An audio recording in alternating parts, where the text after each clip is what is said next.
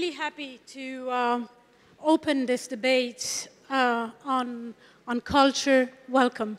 On culture and how culture can reopen the dialogue. It seems that by saying reopening the dialogue, you already the assumption is that the dialogue is closing.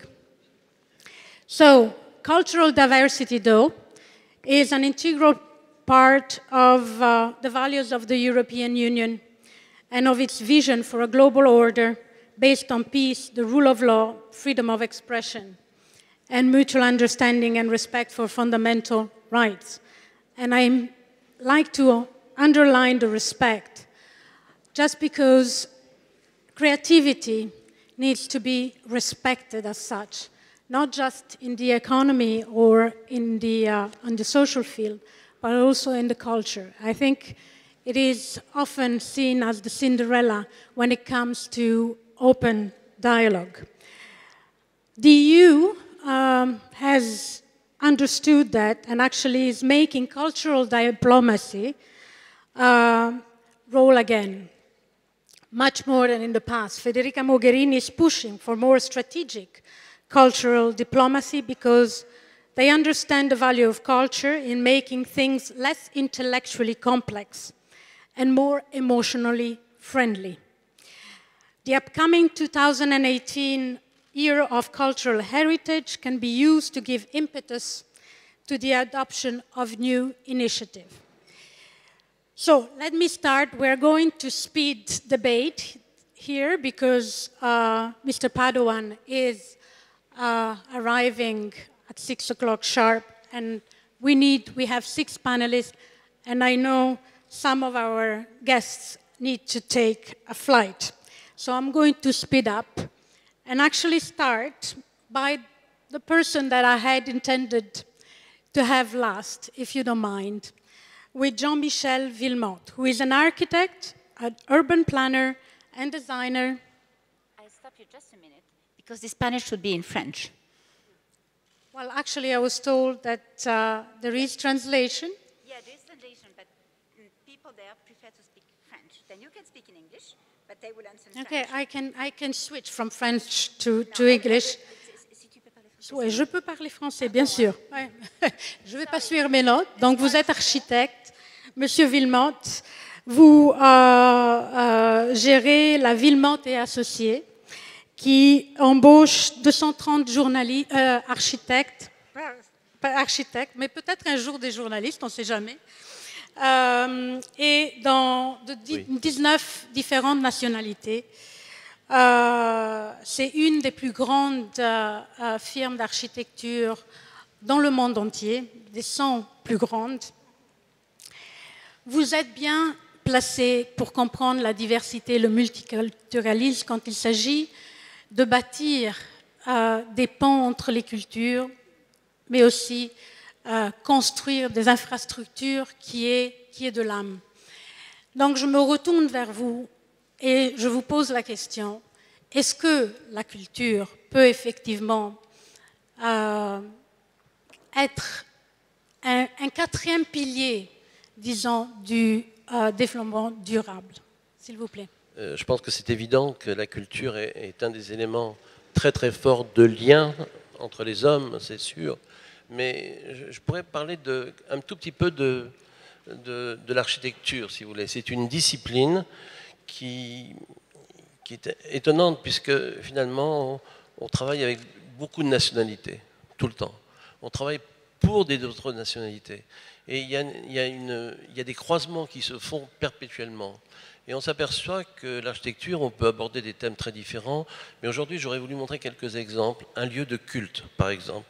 Un lieu de culte à Paris, c'est quelque chose de très important, surtout lorsqu'il est situé au bord de la Seine. Ensuite, des lieux muséographiques, des lieux qui rappellent la mémoire, des lieux de mémoire, des lieux d'éducation. L'éducation, c'est excessivement important, et c'est là que se retrouve, regardez ce qui se passe dans les rassemblements dans nos universités en France, les lieux de recherche. Et je pense qu'on ne parle pas assez de l'architecture comme une sorte de lien entre les nations, entre les hommes et de main tendue. Et si vous voulez, aujourd'hui, quand on travaille avec une équipe aujourd'hui avec une vingtaine de nationalités, on s'aperçoit que c'est une force exceptionnelle. C'est une force qu'on n'a pas si on travaillait dans un cercle restreint, qu'on n'aurait pas dans ce cas. Et ce que je veux dire, c'est que cette discipline à l'architecture, elle peut s'étendre, elle s'étend d'ailleurs dans les domaines scientifiques, dans les domaines de la recherche, dans les différents domaines. Et c'est ça qu'il faut, je pense qu'on peut être un peu idéaliste, et que l'architecture devient un élément idéaliste pour la tolérance, en tout cas. Je peux vous montrer quelques exemples? Oui, allez-y, rapidement. J'espère que ce n'est pas très long. Alors, j'y vais aller très vite. C'est combien de minutes? 4 minutes. 4 minutes. On y va? Très très vite. Alors je vous montre très vite une église à Paris, au bord de la Seine. C'est la cathédrale orthodoxe qui vient de se passer. Vous imaginez ce qui s'est passé? Monsieur Poutine, avec qui nous avions des mauvaises relations, est venu. Les Russes se retrouvent ici avec les Français. C'est quelque chose d'étonnant ce qui a pu se faire en 2 ans. À Paris, on a construit ce bâtiment. Donc, juste pour vous montrer ce sujet très symbolique pour nous. Très vite, un centre culturel en Corée. Voilà. Ici, après, je passe... On m'a dit que j'avais que 4 minutes. C'est une séance interactive. Oui, allez-y. Bon, alors, un centre culturel en Suisse. Ici, très vite, le musée du Louvre. Vous imaginez que le musée du Louvre, c'est une partie qui est peu connue. C'est le musée des arts premiers au Louvre. C'est-à-dire qu'on y retrouve les 5 continents. Les 5 continents sont présentés dans ce lieu. C'est quelque chose d'extraordinaire et ça, je pense qu'il s'y croise c'est la préfiguration, c'est la préfiguration avant le musée Branly, si vous voulez. Donc, c'est encore un lieu de croisement incroyable, un lieu d'indulgence, un lieu aussi de mettre en exergue une des civilisations au niveau de l'art contemporain, au niveau du plus haut niveau, si vous voulez. Je vais vite, je vous promets. Ici, voilà un peu ce qu'on a pu faire dans ce Louvre qui était assez extraordinaire. Ici, c'était un projet qu'on a fait à Amsterdam, je ne vais pas rentrer là-dedans, à Lisbonne. Ça, c'est un projet où l'Europe est intervenue pour réaliser, pour financer, suite à l'incident du Tchado, il a été lancé une contribution de l'Europe pour construire ce musée. C'est quelque chose d'incroyable où il y a des croisements qui se font dans ce lieu, c'est invraisemblable. Ici en Italie,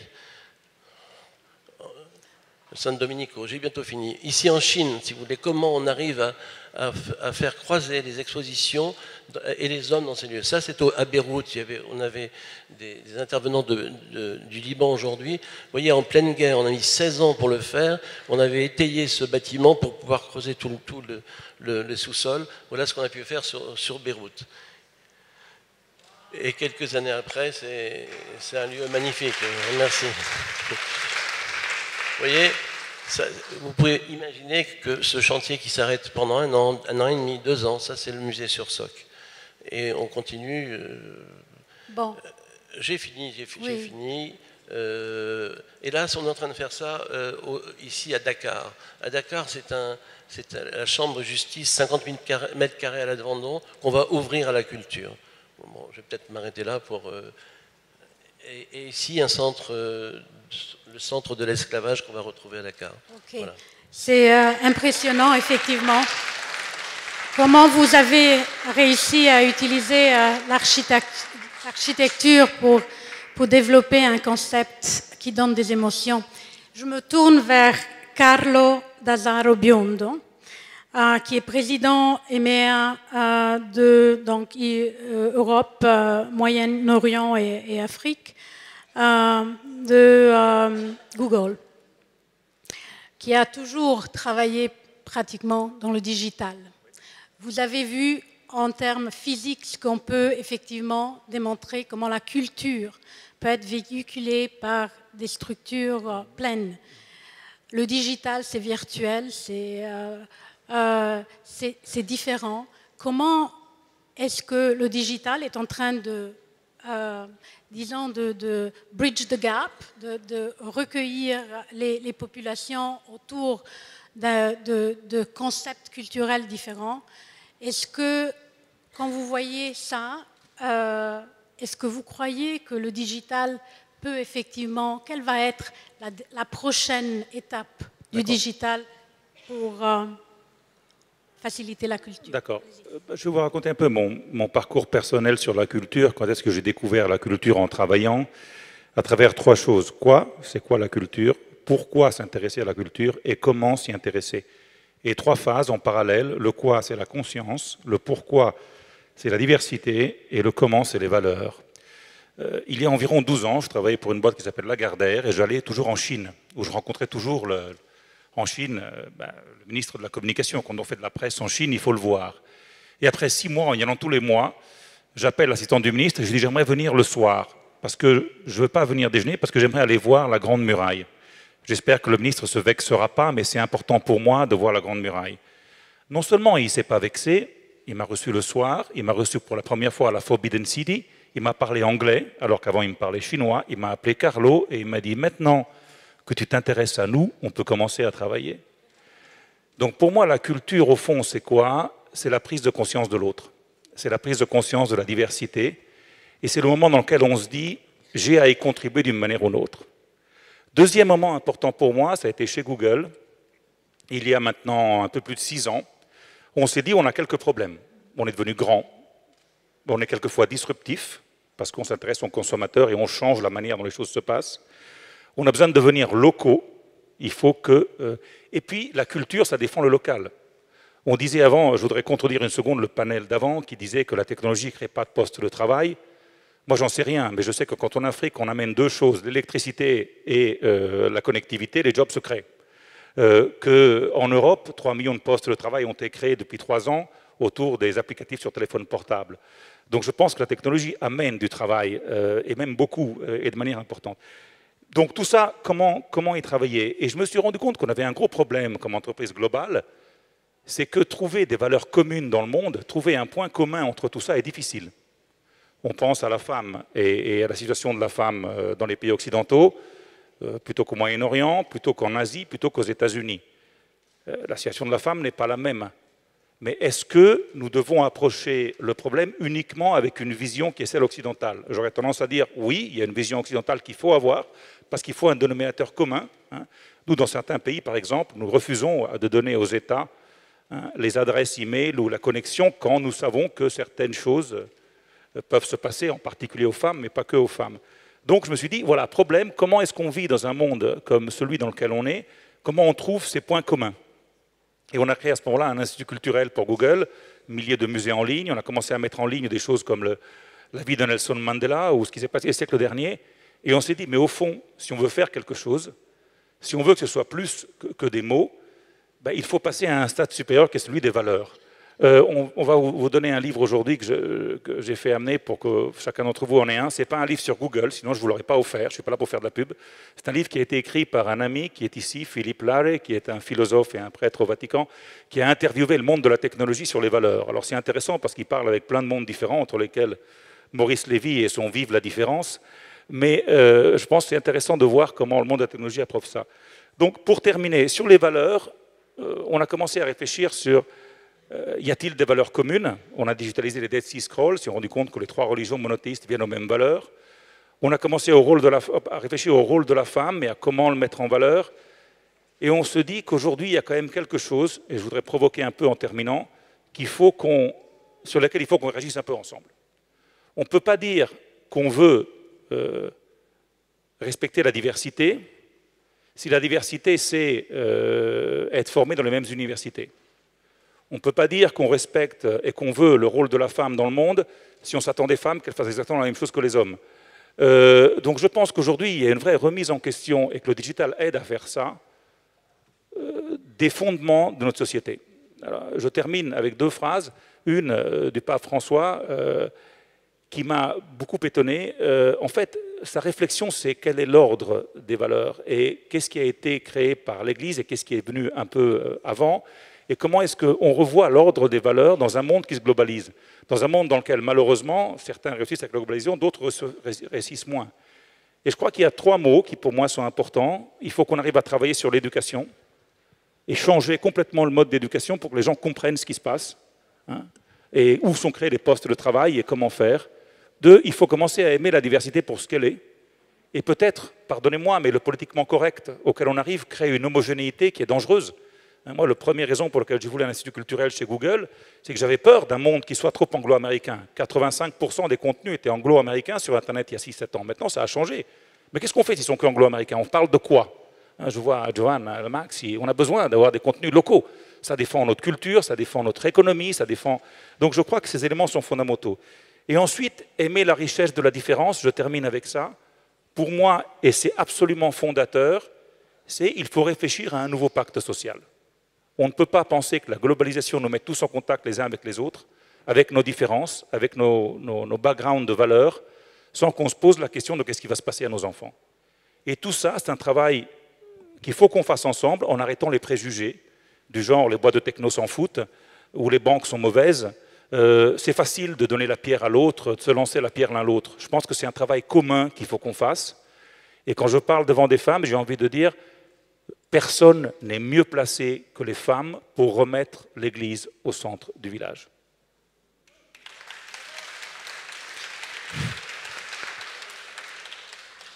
Et si on parle de diversité, j'ose dire aussi tous les cultes, que ce soit l'Église ou que ce soit la mosquée ou que ce soit la... Évidemment. Mais évidemment. Je décryptais votre message, bien sûr. Je me retourne vers Monica Maggioni, qui est présidente de la RAI, la télévision italienne, et aussi vice-présidente de European Broadcasting Union. Vous avez été une correspondante de guerre. Vous avez été une journaliste pendant des années et des années. Et je me demande, quand vous écoutez Carlo, qui parle justement de cette diversité et comment on peut éviter qu'il y ait des dérives populistes et des dérives de manque de respect et de compréhension envers l'autre, parce qu'on a parlé du respect vers l'autre. On a pointé des doigts les médias. Qu'est-ce que vous répondez quand vous entendez ça? Est-ce que les médias ont un rôle? L'éducation, oui, mais est-ce que les médias, qui sont des éducateurs, ont un rôle? Bonsoir tout d'abord, et donc il faut que j'avoue que j'ai été prise au piège parce que moi je pensais avoir le débat en anglais, mais en tout cas on va essayer de... non, ça va. Non mais vous disiez qu'est-ce que je pensais quand Carlo parlait. J'ai pris des notes parce que franchement j'ai eu l'impression que Carlo a commencé un discours que je pouvais continuer après ce que j'ai vécu comme journaliste, et on est journaliste, donc je suis journaliste parce qu'on le reste toute la vie, j'ai l'impression, et en plus l'idée de qu'est-ce que la culture peut faire. Bien évidemment, Carlo parlait de la différence et de la conscience de l'autre.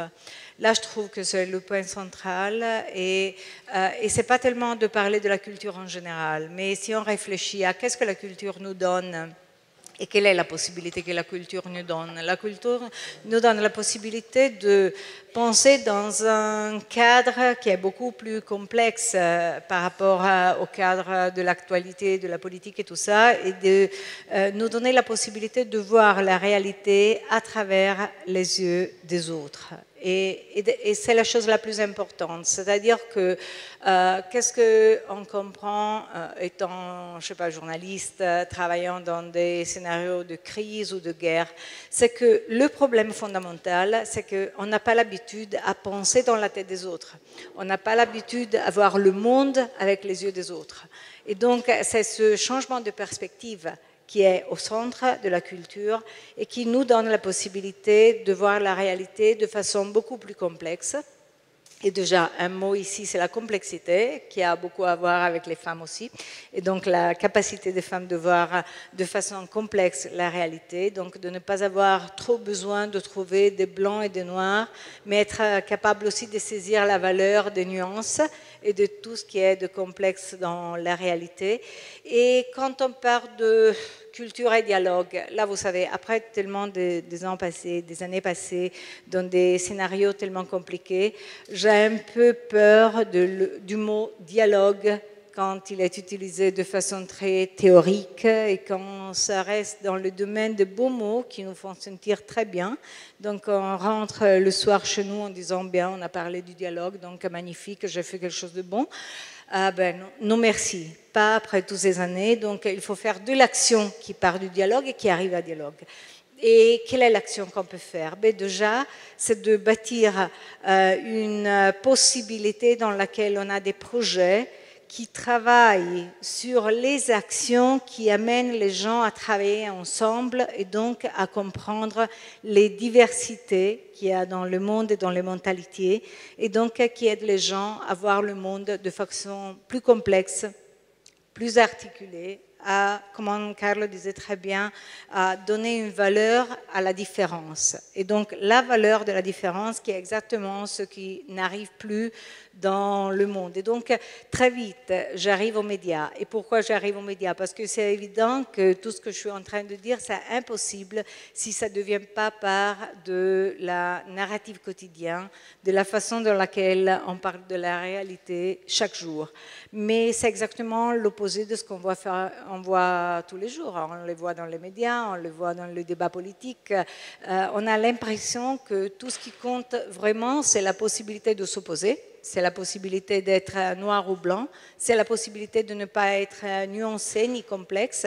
Et ce qui arrive beaucoup plus souvent qu'avant, c'est le fait de considérer chaque chose qui est complexe ou nuancée comme quelque chose qui n'est pas clair. Non, c'est pas ça. C'est-à-dire, c'est exactement l'opposé. On a vraiment besoin de rétablir, Carlo disait impact social sur les différents, et moi je dis impact social sur les différents, et la possibilité de parler de complexité, et la possibilité de ne pas saisir les choses, qu'elles soient blancs ou noirs, qu'elles soient blanches ou noires. Alors, on doit donner la possibilité, soit aux médias, mais on doit demander aux médias qui nous présentent la complexité de la réalité, qui nous présentent les contextes des choses, qui nous donnent la possibilité de comprendre pourquoi une chose donne des résultats ou d'autres résultats. Alors, permettez-moi d'être un peu provocatoire, on ne dit pas ça, je ne sais pas, et donc de remonter au titre de notre rendez-vous ici, qui était The Value of Tolerance and Culture for Reopening Dialogues. Si je pense au dialogue, et quels sont les dialogues? La Méditerranée, le nord et le sud de la Méditerranée. Est-ce qu'avant il y avait un dialogue? Vous considérez ça dialogue? Moi non. Je n'ai jamais vu une chose comme le dialogue. Je voyais un nord qui avait des choses à dire au sud et qui demandait au sud de la Méditerranée d'être complètement d'accord avec une philosophie, une narrative, une perspective qui était imaginée, pensée, bâtie, conçue dans le nord de la Méditerranée. Ça, ce n'est pas la base du dialogue. Ça n'a rien à voir avec la possibilité de bâtir une narrative commune. Quand on décide d'être partenaire avec quelqu'un, on part du même niveau, on part d'une perspective qui est égale, et à partir de ça, on commence à discuter. Donc peut-être, ce n'est pas tellement mal de ne plus avoir un dialogue, on a un problème commun, et là je me tais. Nous, on a le problème du populisme et on a le problème de gérer la radicalisation. Dans le sud de la Méditerranée, on a le problème de l'instabilité de la radicalisation. Mais les racines, des fois, elles sont les mêmes. Donc, il faut commencer à travailler sur ça. Pas tellement à discuter, mais à travailler. Merci beaucoup. Alors là, je demande, étant donné que la Méditerranée a été partie en cause, j'invite Salma Eloumi-Rekik, qui est ministre du Tourisme depuis 2015 en Tunisie et membre fondateur du parti Nida Tounes. Je veux, avant qu'on rentre de vous donner la parole, j'aimerais citer un sondage qui vient d'être fait par le Anna Lindh Foundation, qui dit que finalement, il n'y a pas un clash de civilisation entre le Nord et le Sud, et donc entre l'Europe et la Méditerranée, mais il y a un clash d'ignorance qui est basé sur des stéréotypes historiques et une culturalisation des conflits promue par certains médias et certains politiciens. Quand on demande au Nord s'il y a effectivement des différences, 61% associent la Méditerranée à a way of life and food, while 44% show strong association with migration issues. Donc la Méditerranée n'est pas associée seulement à la migration. Quand on demande au Sud la même chose, on a que, par contre, eux, ils associent la migration à 60%, mais 65% quand même, donc à partie égale, ils associent la Méditerranée à l'hospitalité et 59% à l'héritage commun culturel. Voilà, avec ça en tête, est-ce que vraiment il y a une culture de l'ignorance plutôt que une vraie... c'est un problème de perception plus que de réalité finalement. In the beginning, I would like to say that I'm very happy to be here with you today. And I would like to thank Clara Gaimard and Chiara Corazza to give me the opportunity to speak about this very important subject. Now I will switch in French. C'est un grand plaisir pour moi de prendre la parole dans ce haut lieu de la culture, au cœur de la Méditerranée, pour parler de la culture et de ce besoin pressant de dialogue entre peuples et cultures du monde. La Tunisie construit aujourd'hui son avenir en regardant vers le monde avec optimisme et sérénité. Étant ministre du Tourisme et de l'Artisanat dans le gouvernement d'Union nationale, j'ai moi-même réorienté notre politique touristique vers plus de tourisme culturel, non seulement parce que la culture constitue un véritable vecteur de connaissances mutuelles et de paix, mais parce que je crois que l'avenir du monde est dans la culture. Cette vérité que je défends partout se fonde sur notre histoire commune, une histoire partagée entre les deux rives de notre Méditerranée. S'il est vrai que la longue histoire de notre vieille Méditerranée est truffée de conflits et de rapports inégaux, la mémoire des peuples et de leur élite sélectionne et retient surtout les moments d'échange et les lieux communs qui nous lient à travers cette longue histoire, et ce grâce à l'art et à la culture. Lorsque vous vous promenez à travers les sites historiques et archéologiques de la Tunisie, et qui sont si nombreux, un site particulier vous arrête, au nord-ouest de la Tunisie. Les carrières antiques du marbre rose de Chamtou gardent encore les traces et marques du travail des forçats et prisonniers qui taillaient la pierre pour l'envoyer à Rome et à Carthage.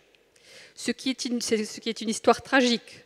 Mais dans nos livres d'art et d'histoire, cet épisode se décline aujourd'hui en photos des palais et d'édifices antiques de Carthage et de Rome, décorés par des colonnes et chapiteaux en marbre rose de Chamtou. Ce qui donne une autre histoire faite d'échanges et d'influences réciproques. C'est là justement que la culture et l'art servent à changer l'homme et sa vision du passé et de l'avenir à la fois. Partout dans le monde, des conflits surgissent et mettent en péril des acquis de la civilisation. La plupart de ces conflits expriment l'inintelligence de l'homme lorsqu'il se transforme en être fanatisé, possédé par une vision noire et inhumaine. Seule l'ignorance et l'inculture transforment l'homme en un loup pour son frère l'homme. Faisons de l'instruction et de la diffusion de la culture nos instruments privilégiés pour humaniser les rapports entre les humains. Dans quelques jours, je présiderai en personne l'inauguration des travaux pour la création du musée du patrimoine judéo-tunisien, à Tunis même. Je considère personnellement cette initiative non seulement comme une réalisation culturelle de plus qui s'ajoute au réseau des musées de Tunisie, mais aussi comme une pierre angulaire dans la reconstruction de notre identité plurielle, faite de 1001 apports.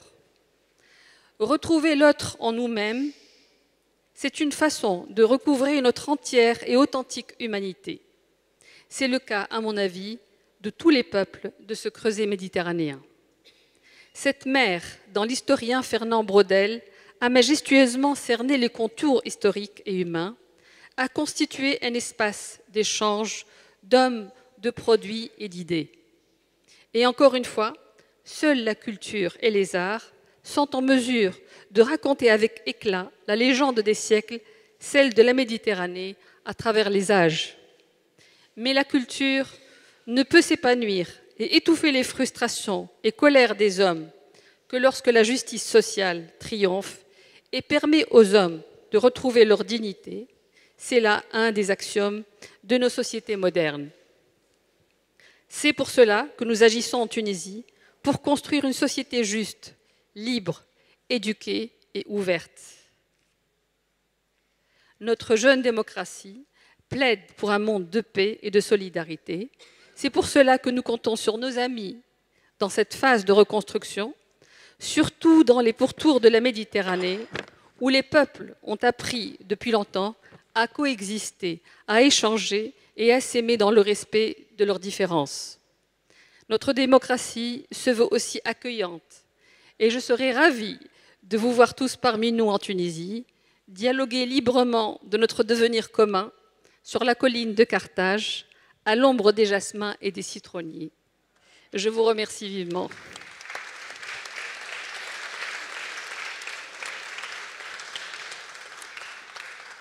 Merci Madame la Ministre, c'est une très très belle image effectivement et on sent déjà les jasmins. Je me tourne maintenant à Vera Michalski-Hoffmann, qui est présidente de la Jan Michalski Foundation.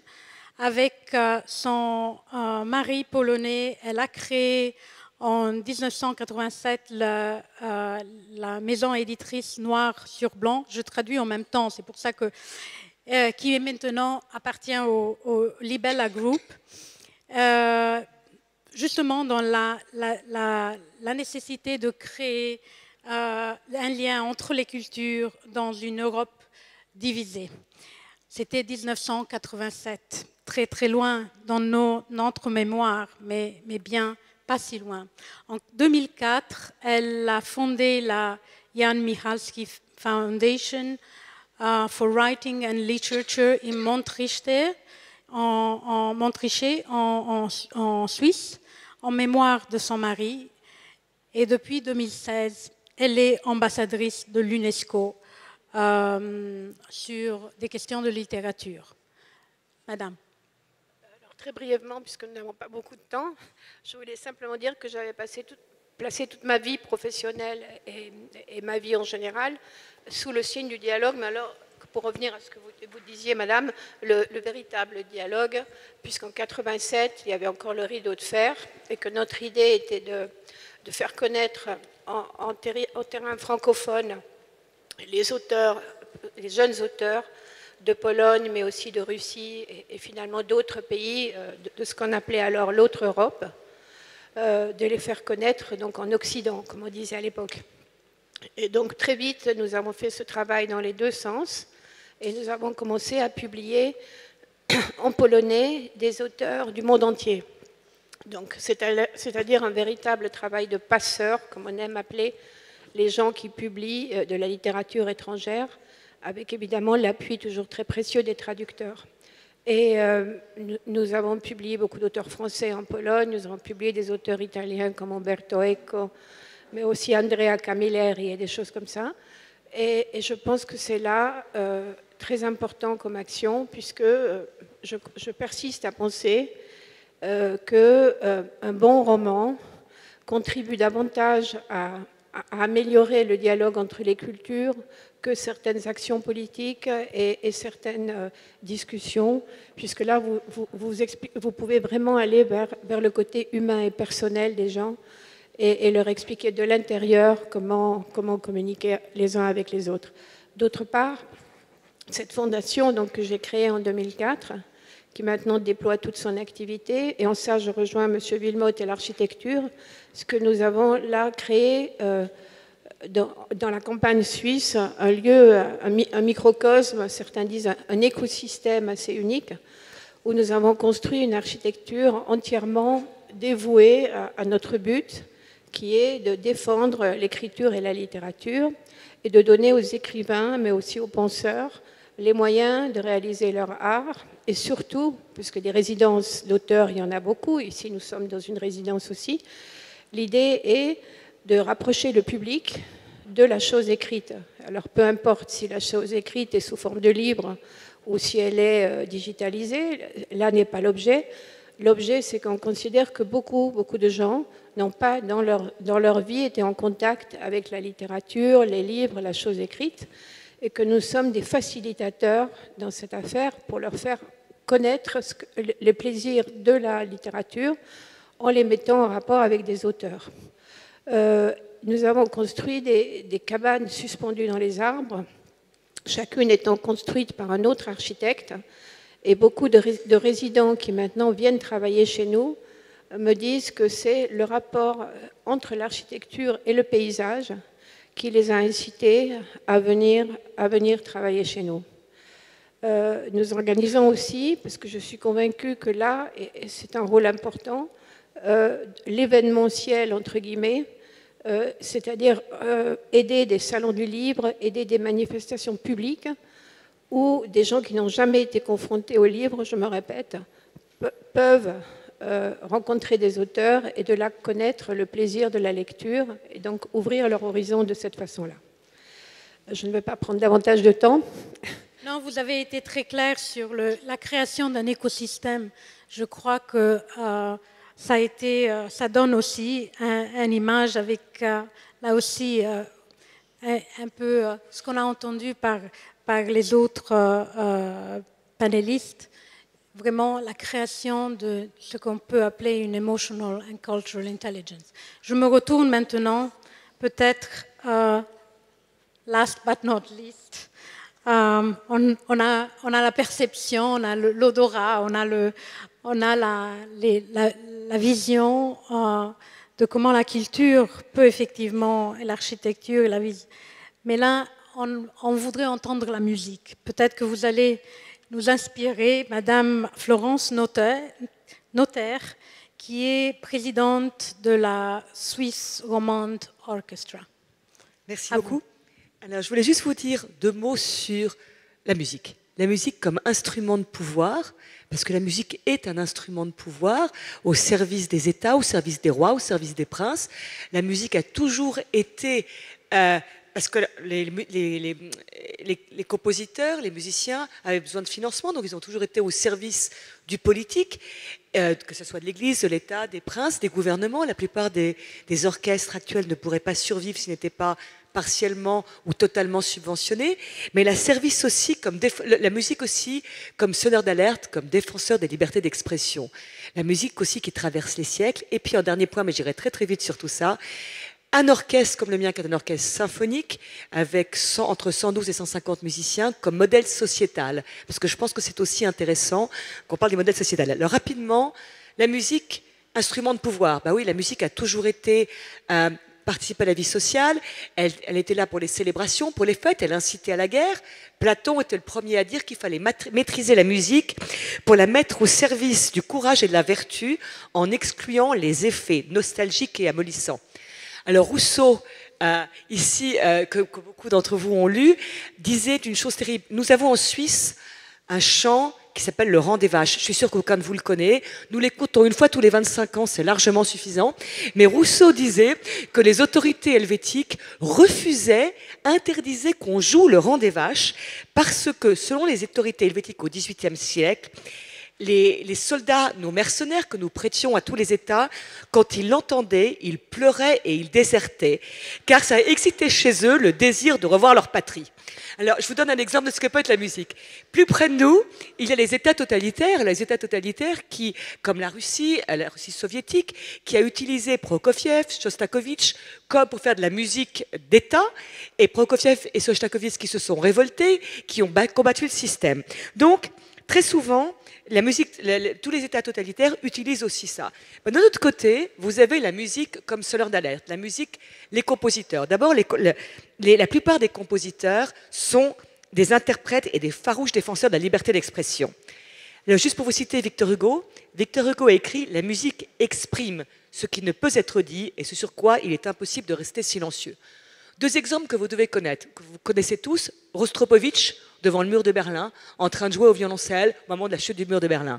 Un que vous connaissez un tout petit peu moins, Fazil Say. Fazil Say est un pianiste turc qui est l'ennemi juré du gouvernement turc actuel parce que par sa musique, il donne des airs de liberté. Alors voilà, et Fazil Say est souvent emprisonné, c'est un des plus grands pianistes mondiaux, mais il est victime de ça. En fait, la musique a toujours été pour les compositeurs un moyen d'exprimer l'aspiration de leur peuple ou leurs engagements. Alors deux exemples, Mozart qui a inventé l'opéra politique, qui était franc-maçon, avec la flûte enchantée, qui est une ode à la franc-maçonnerie, ou Contre le pouvoir avec les Noces de Figaro. Beethoven qui était un homme politiquement engagé, qui était jacobin, qui a écrit des choses intéressantes, composé des choses intéressantes, par exemple la 3e symphonie, qui est la symphonie héroïque. Eh bien, vous vous trompez tous, parce que ce n'est pas du tout la symphonie héroïque. C'est la symphonie à la mémoire d'un grand homme. Beethoven l'avait écrit quand Napoléon était premier consul, et puis quand il s'est autoproclamé empereur, Beethoven n'était plus du tout d'accord. Alors il l'a écrit à la mémoire d'un grand homme. Et puis après, vous avez la 5e symphonie, la symphonie du destin. Les symphonies du destin sont les guerres napoléoniennes qui ont fait des tonnes de morts, et les symphonies du destin, et puis après, la 9e, donc, qui est un appel à la paix des peuples. Alors, voyez, la musique est un vecteur de savoir. Et puis, la musique, ce n'est pas quelque chose pour les vieux croutons, il faut quand même que vous le sachiez, parce qu'on se dit dans une salle de concert, il n'y a que des vieux. Eh bien, quand vous écoutez Sting, par exemple, c'est The Russian, vous ne savez certainement pas qu'il s'agit d'un concerto pour piano de Prokofiev. Quand vous écoutez Serge Gainsbourg, il y a beaucoup de Brahms. Quand vous allez voir 2001 Space Odyssey, c'est aussi du Brahms. La Grande Vadrouille, je vous en passerai des tonnes. Quand tous les jeunes qui écoutent de la musique sur leur écouteur, machin, etc., ils se disent c'est la musique de nos jours, ben pas du tout.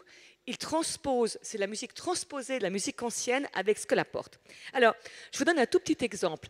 En 2006, Kofi Annan a créé Cartooning for Peace. C'était au moment des caricatures de Mahomet, et Kofi était secrétaire général de l'ONU.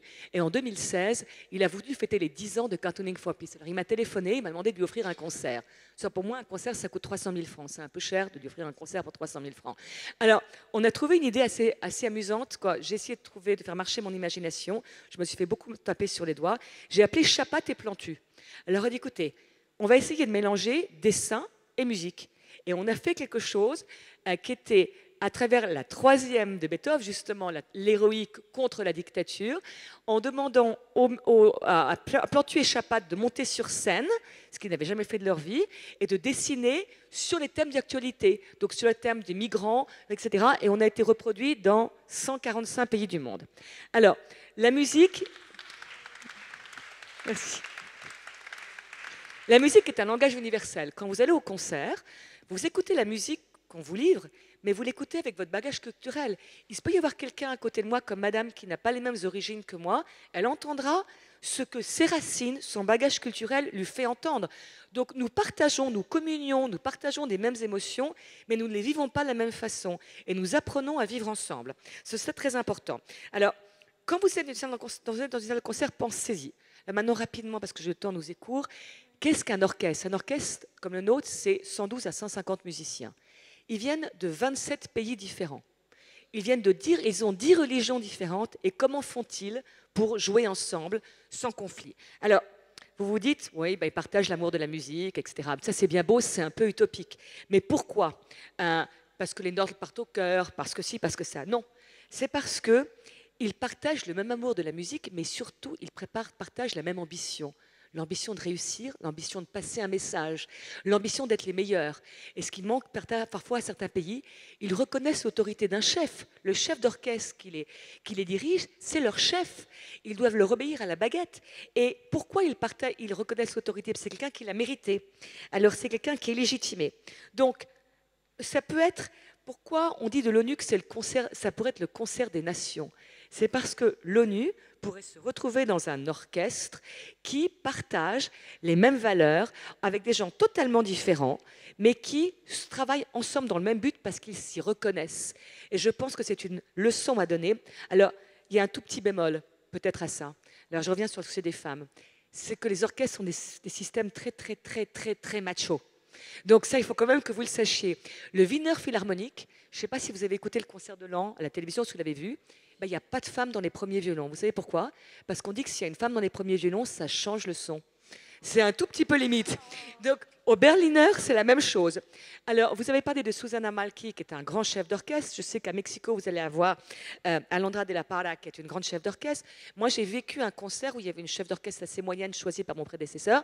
C'est pas moi qui l'ai choisie. Et les musiciens sont venus me dire, écoute, on se met des boules qui et on coupe le fil parce qu'on ne peut pas la supporter. Donc, il faut savoir que c'est quand même assez compliqué. Alors, dans notre orchestre, on est à égalité homme-femme. Pourquoi? Parce que je fais passer les concours avec des rideaux. C'est-à-dire que derrière le rideau, on ne sait pas si c'est un homme ou une femme. Et donc, c'est que le son qui marque. Donc, je voulais vous le dire. Voilà.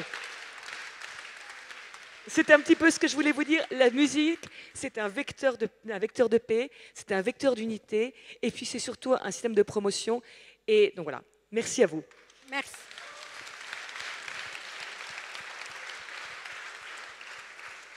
Je crois que la platée a bien reçu ce message qui était un peu qu'est-ce que je peux dire, un allegro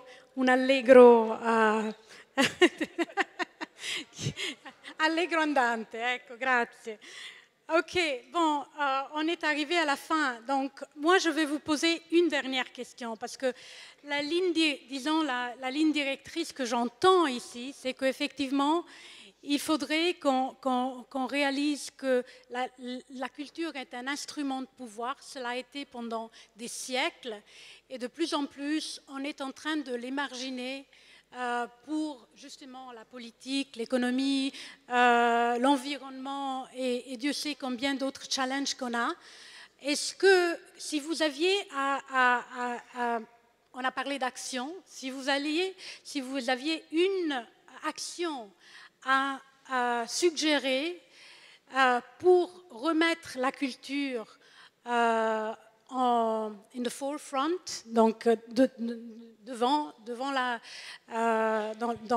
la dynamique politique et pour que ça redevienne un instrument de pouvoir, quelle serait cette action?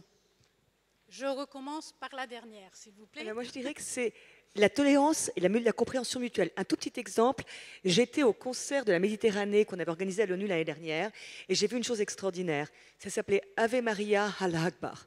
Et c'était superbe, c'était une Libanaise qui chantait l'Ave Maria de Gounod et il y avait un imam qui disait Allah Akbar.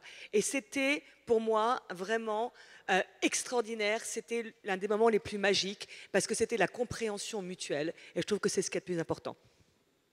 Merci.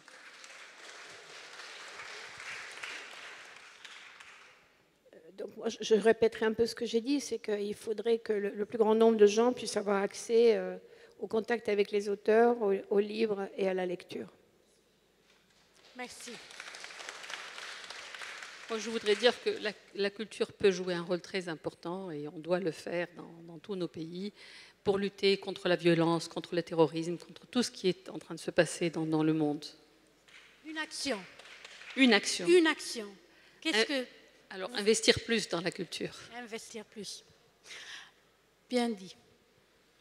Qui était... Oui. Je pense qu'il y a un aspect éducatif important, c'est essayer de faire comprendre à chacun que la globalisation peut être multicentrique et qu'on peut être au centre de la globalisation sur sa propre culture, sur ce qu'elle peut amener. Donc ça peut être le tourisme pour certains, ça peut être d'autres choses. Mais aider les politiques dans chaque pays à trouver ce qui fait leur différence. La différence de pays, l'avantage compétitif, ce sera toujours lié à la culture. Merci. Pour moi, l'idée, c'est un peu ce qu'on disait, c'est sortir de la rhétorique de la culture pour donner à la culture cette possibilité de nous donner un nouveau regard. Donc, c'est le regard de l'autre à travers la culture. C'est ce qui arrive chaque fois que tu es dans un pays que tu ne connais pas et donc tu approches la culture à travers les gens et donc leur regard. Et donc, je dirais plutôt culture comme un regard de l'autre. Merci. Là. Moi, je pense que je terminerai sur une note d'optimisme parce que finalement, on s'aperçoit que par la culture, par l'architecture, la musique, la littérature, et le tout multiplié par l'Internet, on peut avoir des actions qui sont beaucoup plus fortes que les actions politiques.